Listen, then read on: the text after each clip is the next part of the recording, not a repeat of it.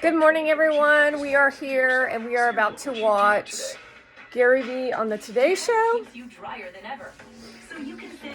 I might not post this, but I might post this. This is a conversation of a preparation of building brand off of subliminal bullshit. I mean, this is unbelievable to me. The first segment is off cat. Well, I don't have a problem with cats. Cats just tell me things that are really yucky. I don't really like. So I actually had my first animal pet I had was a cat named Henry. And I don't use that passcode anymore, but for like 10 to 15 years, I used Henry as my passcode because that's how much I cared about the cat. We've always had tons of animals, by the way, but the point is, cats are associated to evil women. And so I just think it's interesting that the Today Show plotted to post a cats segment sandwiched with Gary Vee, sandwiched with a woman putting bullshit eye shit under her eyes to tell you to build the brand for a foreigner in this country. So we're going to be watching some weird ass shit, and they've already tried to abuse me this morning.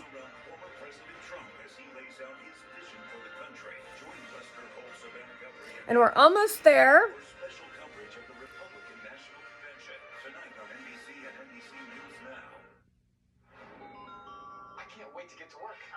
We're watching Al Roker, who needs to definitely retire. He's already met Gary before, so Gary already knows him. He's already seen him in real life. And the last time he met Al, he was a piece of shit.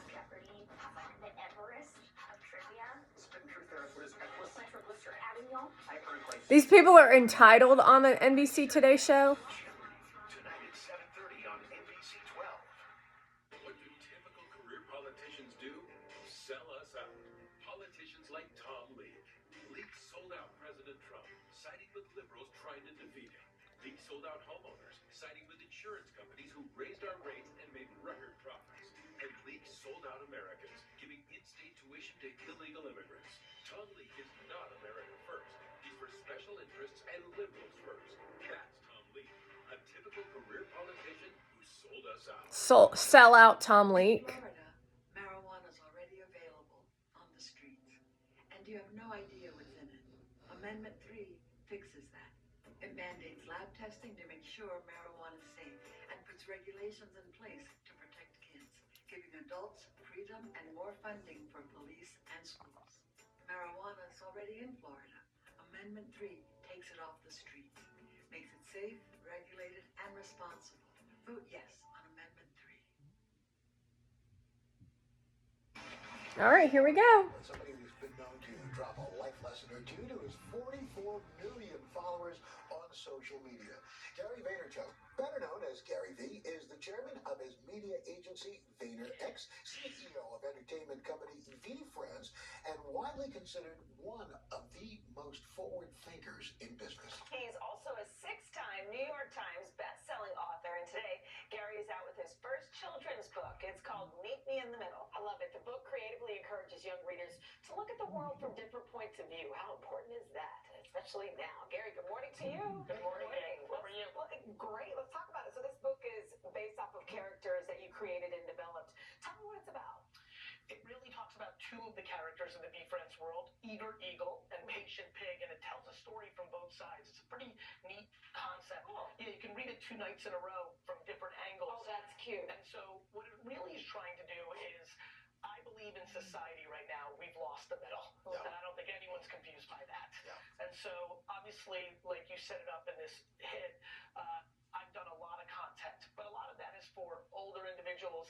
It bled into teenage life, and this is kind of my first venture into even younger individuals. And these two characters really go through this great competition of basketball, but they overdo it. Eager Eagle gets a little too eager, which gets sloppy. Patient Pig gets a little too patient, which becomes complacent. And it really teaches the kids about the value of balance.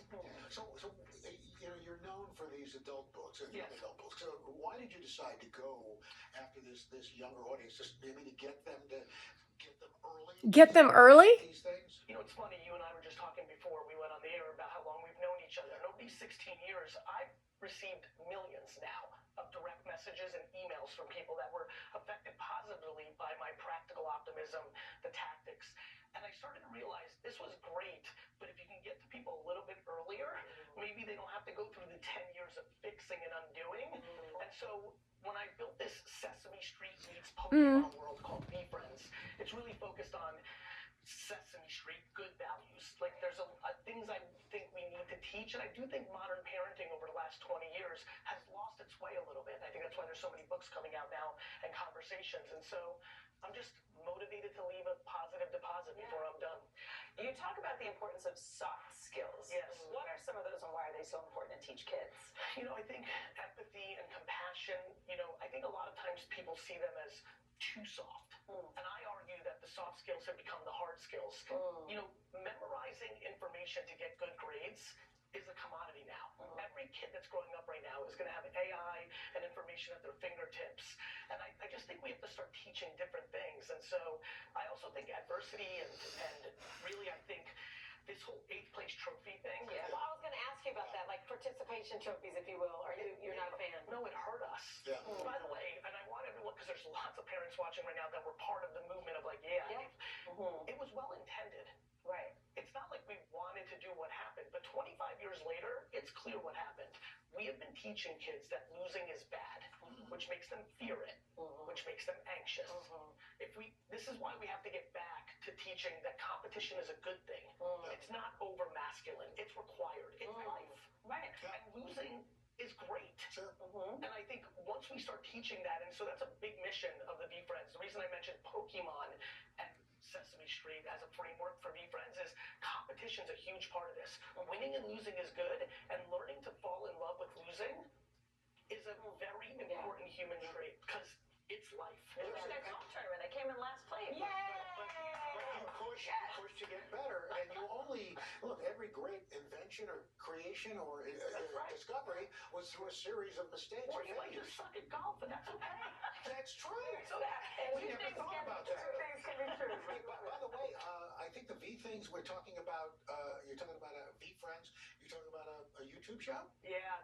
Al, you're leaking a little bit here, but in the fall, Oh, I am. But that's not about this. YouTube Kids coming in the fall. Really excited about it. Thank you. Congratulations. And you'd be looking at eternity in this audience. With 3 little boys of my own, I think these are important skills. It's great. Meet Me in the Middle is out now. Good stuff. Thank you, Gary. That's right. Well, coming up, Prime Day is here, so don't strain yourself